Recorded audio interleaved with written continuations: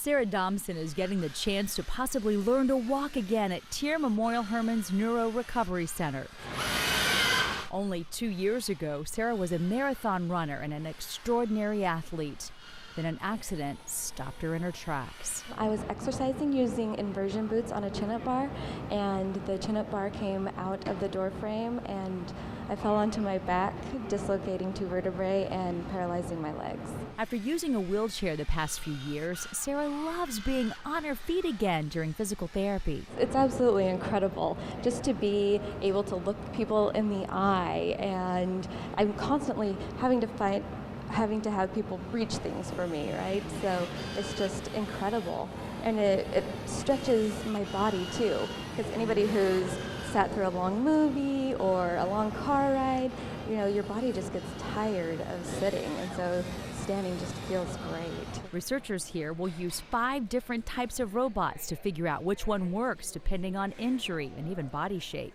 Kelly Davis is getting help from this exoskeleton because multiple sclerosis makes her legs so weak. He's helped tremendously with my balance and just with reteaching my body how to walk again. We have another kind of brain stimulator in the neuromodulation lab. This time it's electrical current that's being delivered through a couple of pads across the head. Dr. Francisco says they can use this therapy to prime the brain to use a robotic arm. This can help patients who are recovering from a stroke or spinal injury learn how to fine-tune their motor skills. It sure has helped Christopher Peterson, who couldn't even dress himself after a spinal cord injury. We take a whole lot for granted because, you know, just picking up the little things like coins or stuff like that there.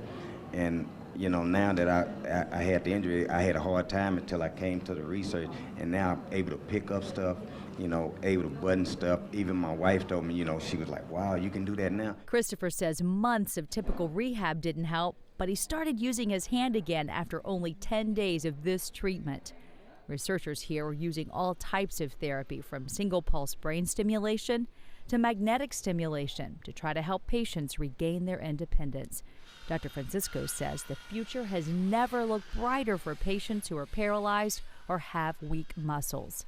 Sarah sure agrees. It gives me a lot of hope that I won't be sitting in a wheelchair forever, that I'll be able to walk around with everyone else and just go back to my normal daily activities.